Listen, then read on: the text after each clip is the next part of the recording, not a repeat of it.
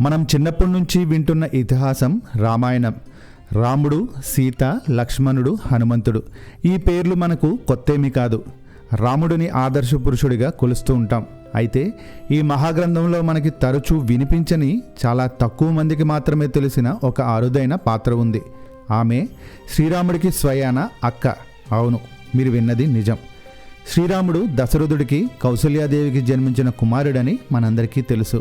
కానీ రాముడితో పాటు కౌసల్యాదేవికి శాంత అనే కూతురు కూడా ఉంది.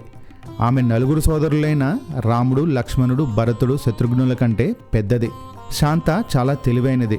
ఆమె వేదాలు, కళలు, చేతివృత్తులలో అపారమైన పాండిత్యాన్ని సంపాదించింది.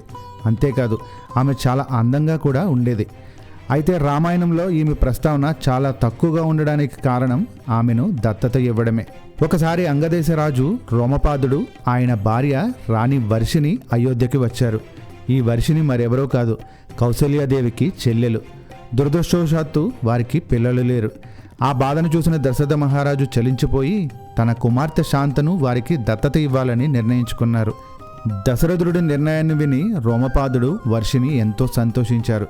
అలా శాంత అయోధ్య యువరాణి కాస్త అంగదేశపు యువరాణిగా మారింది. అప్పటి నుంచి ఆమె ప్రస్తావన అయోధ్య చరిత్రలో చాలా అరుదుగా వినిపించడం మొదలైంది. ఇక శాంత జీవితంలో జరిగిన మరో ముఖ్యమైన ఘట్టం శృంగ మహర్షితో వివాహం.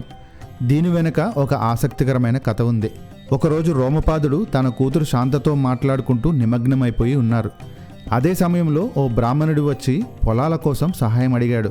కానీ రాజు తన సంభాషణలో మునిగిపోయి బ్రాహ్మణుడి విన్నపాన్ని పట్టించుకోలేదు.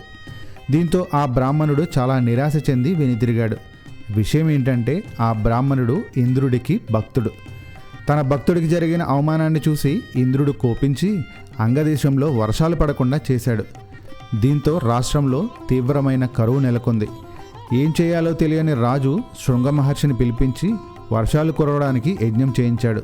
యజ్ఞం ఫలితంగా రాష్ట్రంలో వర్షాలు కురిశాయి. సంతోషించిన రాజు తన కుమార్తె శాంతను శృంగ మహర్షికి ఇచ్చి వివాహం చేశారు. అయితే ఈ కథ కేవలం పురాణంలోనే కాదు, నిజ జీవితంలో కూడా దీనికి ఆధారం ఉంది. నేటికి హిమాచల్ ప్రదేశ్లోని కులు ప్రాంతంలో శృంగ ఋషి ఆలయంలో శ్రీరాముడి అక్క శాంతాదేవిని భక్తి శ్రద్ధలతో పూజిస్తారు. కులు నుంచి 50 కిలోమీటర్ల దూరంలో ఉన్న ఈ ఆలయంలో శాంత, ఆమె భర్త శృంగ మహర్షి కలిసి పూజలు అందుకుంటారు.